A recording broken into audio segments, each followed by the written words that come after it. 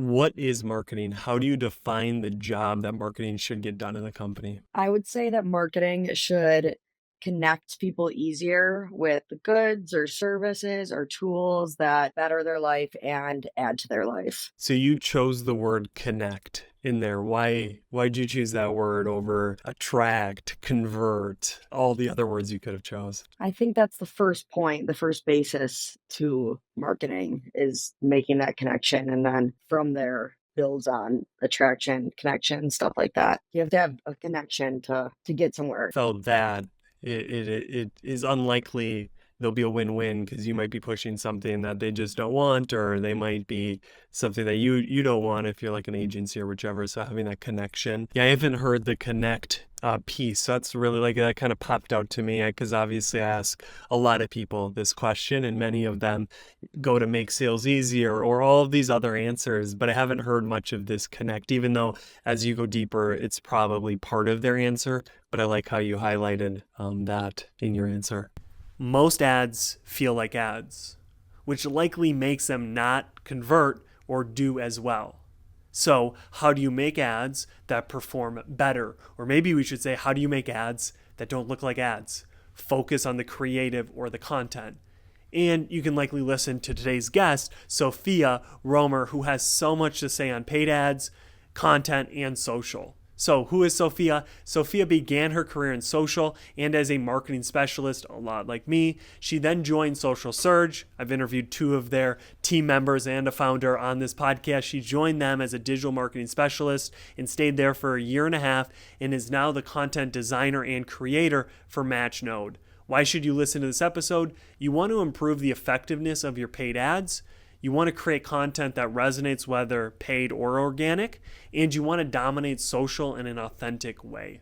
Ready to get into the episode? Before we do, run the intro. Welcome to Season 3 of On Marketing, a show where we explore what marketing is, like really is. I won't tell you what to think, I'll help you improve how you think about marketing. It's April 26, 2024. I'm Jordan Ogren, a marketing strategist by day and a podcast host by night. Before we get in, please subscribe to my weekly newsletter to get new episodes, extra insights, and the occasional photo of my cat delivered to your inbox every Friday. It's fittingly called a newsletter on marketing. The link to join is in the first line of the show notes, and if you do, stick around for the outro as I have a special offer for you. Finally, opinions shared in this podcast are the individual views of the hosts and guests, not those of their employers or associate organizations. This content is intended for informational purposes and should not be considered professional marketing guidance. Listeners act on the information provided at their own risk. I hate that I have to do that, but it does please the legal team.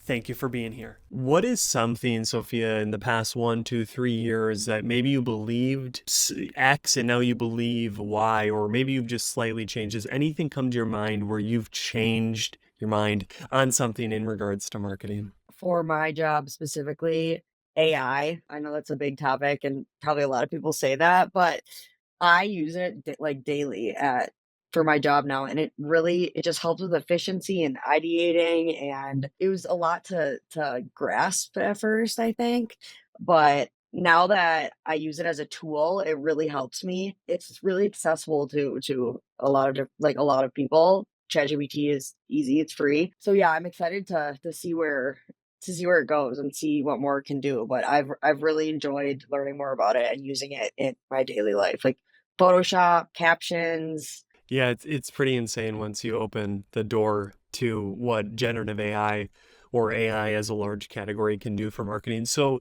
I'm guessing you probably didn't have like a negative view on it before, but you just didn't see it being as useful or ever maybe evolving to where it's at. Or what was your pre-belief where now you believe we should be all using this to get better efficiency or effectiveness? What did you believe before it, or did you just not give it the time of day that it deserved, AI? It was either just like this is too much for me to understand. It's not digestible. It's not for me and my job, or the common trope that like it's gonna take my job.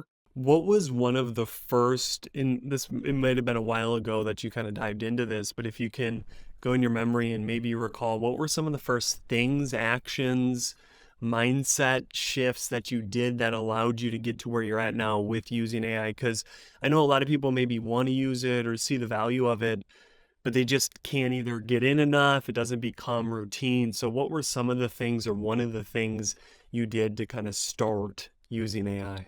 Well, definitely ChatGPT is so easy. You can go in and type anything you need. Specifically, sometimes if I was kind of stuck on a script or for writing a script for a creator or something like that, just popping in there for different versions.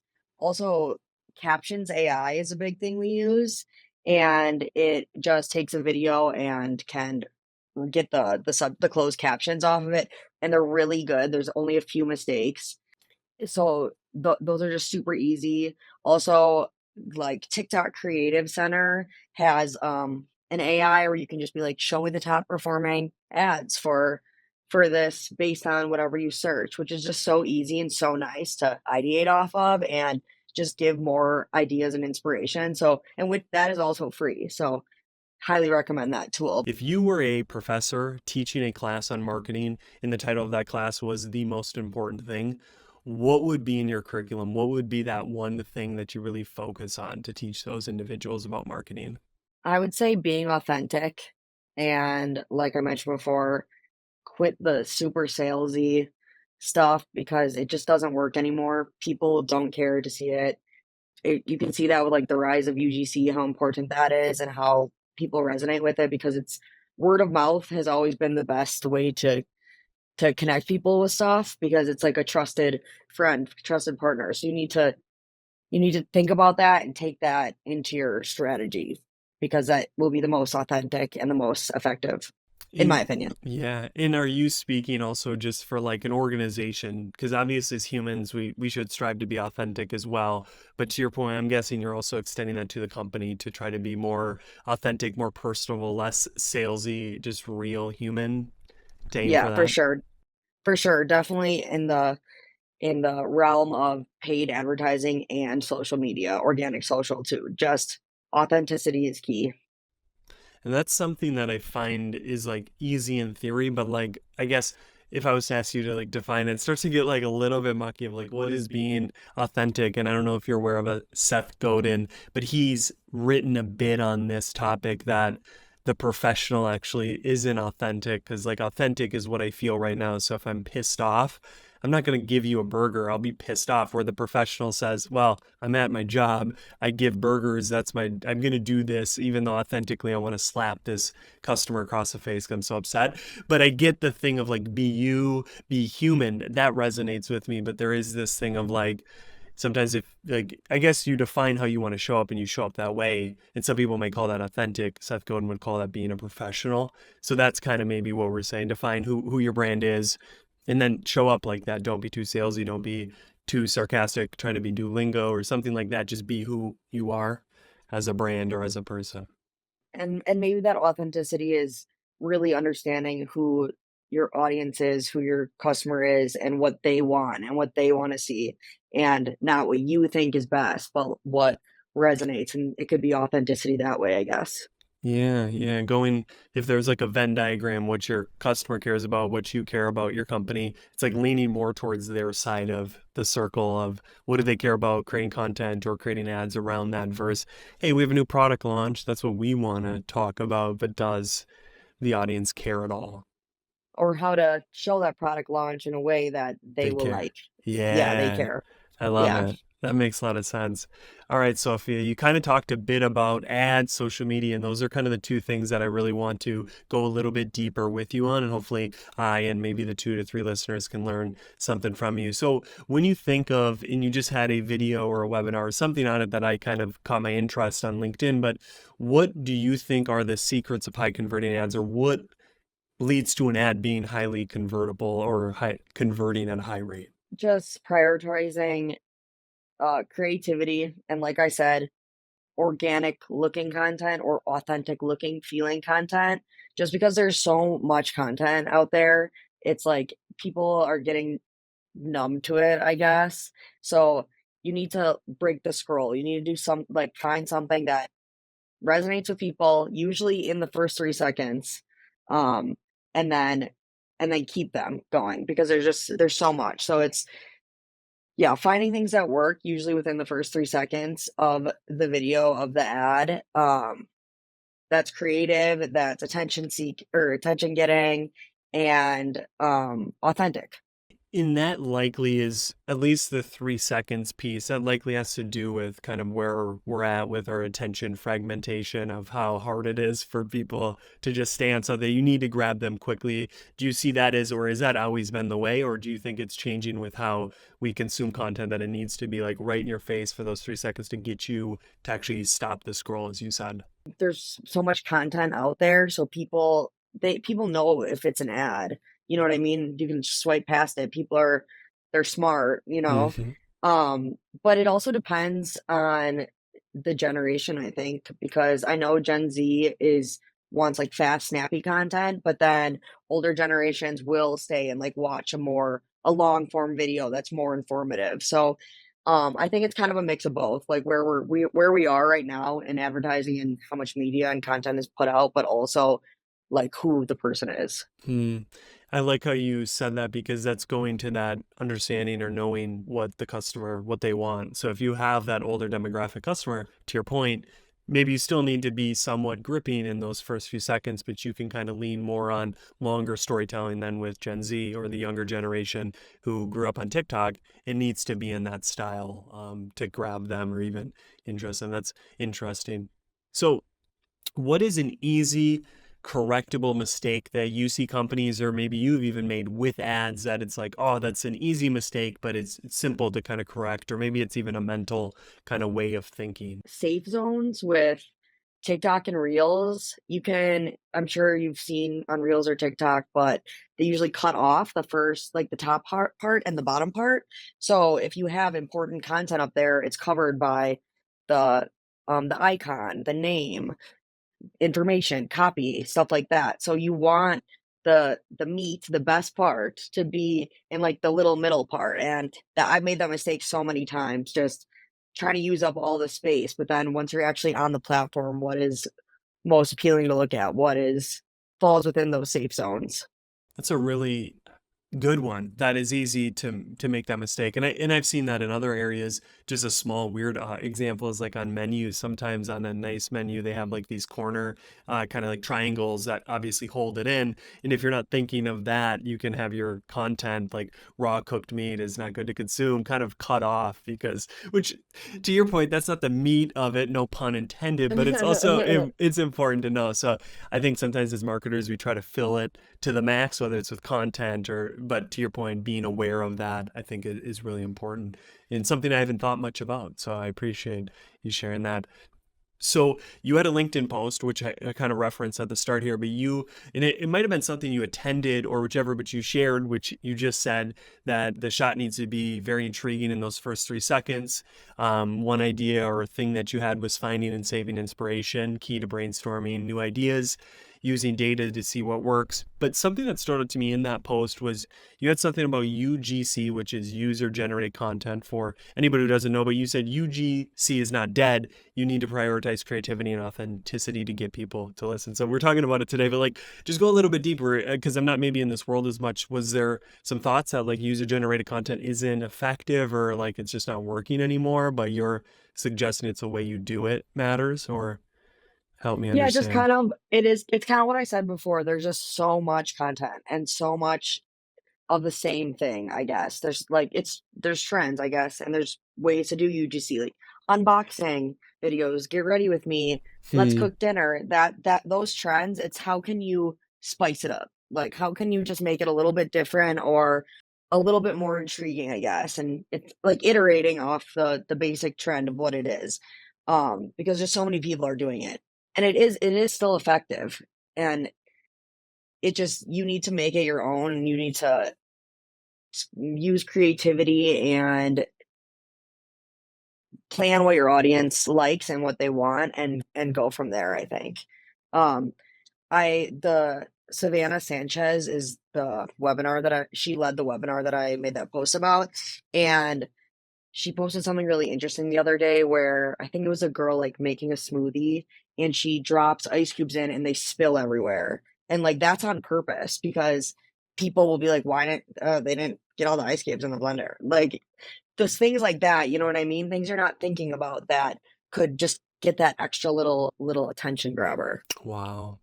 Yeah, and to your point, this all stems from whether it's organic content, but I'm guessing paid too is just there's so much, there's an overload of it. So to your point, you really have to strive, do a little extra work to stand out, to actually stop the scroll. And I think that's in, you were talking about paid, but I think in organic as well. It's like you can't do a podcast anymore. What's the unique premise? What's going to be different about it? You can't just do an interview show, as I do just an interview show. But I think it's so important to think of your customer and all these things that can get a different output than if you just see a trend as you're talking about and then say, oh, let's do an unbox. It's like, well, how do we do it a slightly different with our unique audience or whatever? It's like no two people can really say the same thing because they have different lived experiences. So rather than like trying to act like others or lean into others, just be yourself because you're going to be unique in that experience. And I think the same would be for a company using all of the customer data, which you talked about, kind of using and saving inspiration, but not copying it, kind of like stealing aspects from it. Yeah, yeah, just finding inspiration, ideating, and seeing what works, and then making it your own. I like that. I think there's a book, it's like something real, like something copy and real artists steal or something. So I think that's very important to always be like the lower effectiveness is just copy and paste. That it works, it saves time, but it's always better to steal. So taking bits and iterate. But I don't know who that book is by. So now to jump into social media insights, because you also do a lot of I don't know if you run the social media, but you're on the social media for your company quite a bit. So hopefully it's something you're thinking about. What have you learned from that period or just through your entire career about kind of how to run social media, how to do social media better or right? I don't know if there is a right way, but just better. I think it depends on your business. I guess I do a lot of it for Matchnode, and then I did a lot of it for Social Surge too, and they're both advertising agencies. Um, and for that, it's important to showcase the culture and like more about the business and the people behind it and what makes it great, I guess, because I don't know, when you go to patron a business or work with a business and you look at their social media, you want to see what's going on. You know, you don't want to just see like infographics and stuff like that. So definitely highlighting culture and the people that are behind the business. Also educational content, like who is our audience and what can we give them? What can we help them learn? So stuff about marketing and graphic design, content creation, stuff like that. Um, that's probably the most successful and the most fun because it's like your people.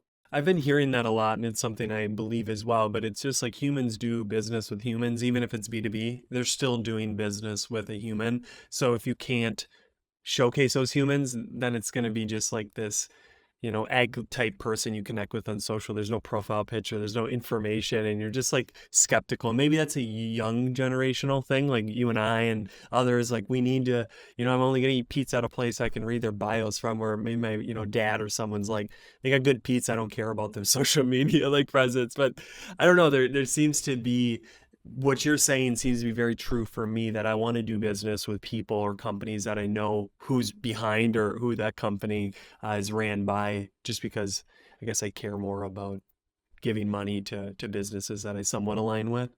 It's as simple to as if you have a text post, throw a picture of somebody that Hmm. you work with on there. You know what I mean? Like faces do well and people like to see people. It makes sense. I don't know. It's easier to connect with people when you have a face and Yeah, I think Mr. Beast validated the face is important. I think every thumbnail he has is like his face super big with some expression that it like gets you to wonder like what there's a car burning or something versus like if there's no head. So and that's a very random example, but it just shows that even in different areas that face is still draws in, and Mr. Beast does tons of like thumbnail iterations, A/B testing. So he must realize that the face draws people to watch a video versus just color and text per se for the thumbnail. if you go on YouTube and look at like any content, like the best clickbait is like the crazy thumbnail with the face Yeah. and like the big boisterous headline. So it makes Yeah. sense. Yeah. Yeah. Definitely. What is one thing you see either personal or companies doing on social that maybe you don't cringe, but you're just like, oh, I wish you would know that you should be doing this versus that, or just never do that, whatever that is. Does anything pop into your head of like kind of things to avoid on social to have more success? I think like quality content over quantity of content. If you're just putting out like a video that looks bad or a a text post that nobody really cares about just because you want to hit this many posts a week, that's not going to be successful and that's not going to do anything for you or your brand. So definitely quality over quantity. I agree with that. How do you balance this thought of the power of consistency with that? I agree with quality over quantity. Don't post just to hit a number, but clearly, I'm guessing people who have had success in social would probably say consistency was one of those things that led. So how do you balance, this kind of only quality, but we also need to be consistent. We can't only post once a month and kind of get any traction. How do you balance that? Do you have like a bar where it's like it's good enough, let's do it, where anything below that is that quantity where you want to just check it? Or how do you think about all of that mixed together? I think having a schedule, like a social schedule, like literally a calendar where you plan ideas and not too far out because you want to be relevant, you want to stay on trends. Um, Personally, for me, I feel like other people would probably plan out way in advance too, but I think just having a calendar and you're knowing, okay, we're posting twice a week. What should we post about? Like for this month and what matters, what's relevant, and then plan on it and find inspiration and spend time on it, thinking about these things. Also, templates are really helpful for efficiency and also having a consistent brand image too. But definitely just spending the time to plan more into the content and saying, okay, we're gonna post 2 days a week, or we're gonna post this day and this day. You know what I mean? Just more quality content that you spend time on and plan on. Yeah, I like that because within the planning could be that conversation or the thought experiment of how many can we do that are quality? Because you said in your example two, so maybe we start to realize two is too much. Like to do two, we're doing what you're saying. We're just posting a text post that nobody gives a crap about. So if you don't plan though, you don't have that conversation of like, okay, one a week is what we can do. How do we make that really good? And then you move from there. So because I wrote an essay recently on kind of like content calendars, I think were pushed by software companies and a lot of things to like you should plan your content for 12 months versus this thought of like what is truly done with a content calendar. It's content planning. I believe content planning is essential. I think content calendars can be crutches that we just focus on social, where we post on social this month, and it's like what are we even posting, like what's our content plan? So I like that you bring that up, that it's like plan far enough out that you can still be agile, because I struggle with people who suggest either 6, 12 month plans because COVID showed that you can't plan for the future. At least I feel. Right, definitely. The calendar layout like is nice visually for planning, but definitely want to plan your content and you want it to be timely and relevant.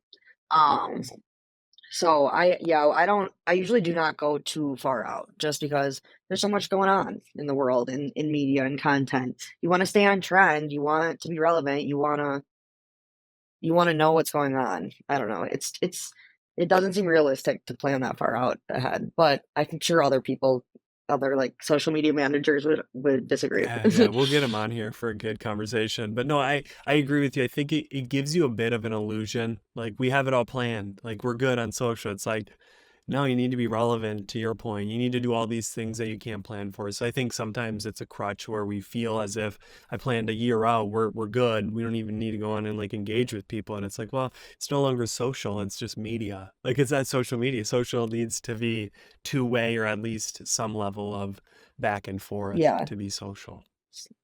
Social media is trends. It's fast turnover.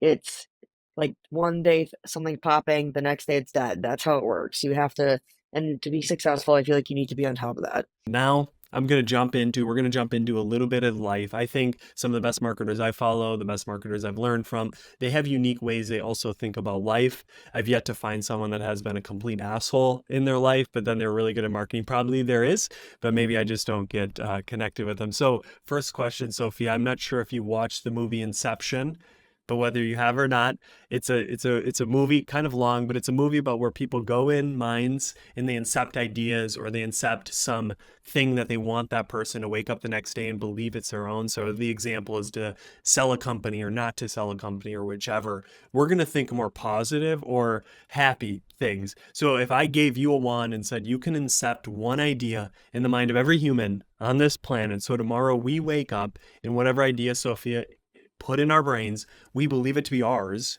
and we act out of that belief as if it's ours. This is about life, so don't, maybe you want to bring up something about ROAS or marketing or whatever, but maybe it's about life, and I would hope you would stay there. But what comes to your mind as that one idea you would incept in everybody's mind?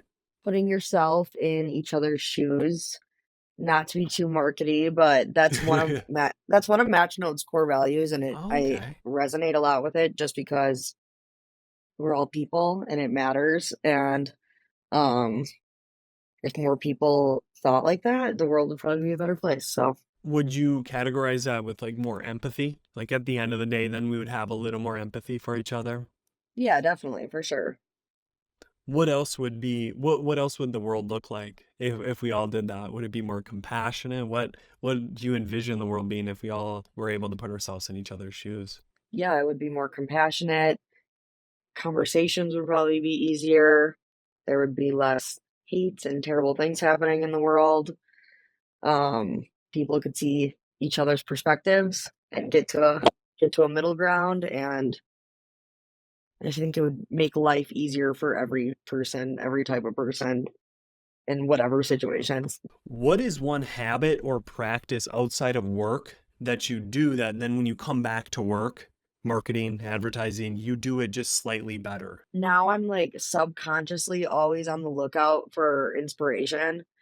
Like if I am just on my phone mindlessly doom scrolling, I'll be like, "Oh, that's a nice looking ad." Or like, "Oh, that could that be an ad?" Like so I don't know, just I think I'm kind of now marketing brained, I guess, Hmm. where I'm always looking for inspiration. Or like that font's really nice. That color combination's really cute. Like stuff like that, I guess. Kind of just I don't know my style, like my aesthetic, what I like, and applying that. Hmm. So you have like a heightened sensitivity of observing things and then pulling them in or seeing stuff around you and like, oh, that's a cool font. How could I? Or maybe I can't, but I just am aware of it. Like that is a practice you do consciously or subconsciously now, it seems like you just do it. Yeah, or organic ads. Like I I saw an ad that it was like someone was getting a phone call and the audio is buzzing. Or it's like I'm using my calendar app. I'm like, "Oh, this could be an organic ad," like adding a Hmm. calendar notification to like for a dinner reservation or something like that. It's just eh, I'm in marketing brains now. Yeah, yeah, yeah. And there's no way out. You've taken the blue pill or the red pill. Right, Not sure which one. right. All right, Sophia, this has been super fun. I have one final question for you. We talked a little bit about AI. We've talked about kind of a lot of things that have been changing or just evolving. So let's focus less on that, but let's focus on being 10, 15 years from today and what doesn't change. What do you hope stays the same that maybe we're not doing now, but we did a year or two ago, or we are doing now that you just pray stays the same because a world in 10, 15 years without this it wouldn't even be worth really living in. I hope people keep oversharing and being authentic on the internet for entertainment purposes, educational purposes, um, all of it, for sharing news and stuff that's happening, like for communities to stay stay informed about what's going on. I just hope people keep sharing their experiences and being authentic, and um, that never changes or goes away. Yeah, or we augment that to too much AI, so it's not really us oversharing, but AI is putting itself in. Yeah, I love that. That's a little scary. Quite scary, which we kind of briefed on. But again, thank you so much for coming on. I've really enjoyed this conversation. We've went in a few areas that I'm less inept in, so I really enjoyed talking about that, and I appreciate you taking the time today, Sophia. Of course. Thank you so much for having me. This was fun. And this is the end of the podcast. Thank you for making it this far, because few do. So, to repay you for the time you spent listening to me, my guest, I have an offer, I have a deal for you. If you click the first line in the show notes and sign up for just let me know whether LinkedIn DMs or email jordano@hey.com, I will give you 60 minutes of free marketing help, whether that be guidance on your messaging, positioning, or your content strategy, or even helping you write a landing page for a new product or service you have coming. Sign up for it. Let me know you did. In 60 minutes, I am all yours. That sounded a lot better when I wrote it, but anyways, you get the gist. I really appreciate you being on this journey with me to uncover what truly is marketing and how do we apply it today. I hope to see you back here next week for a new episode, and stay thinking differently.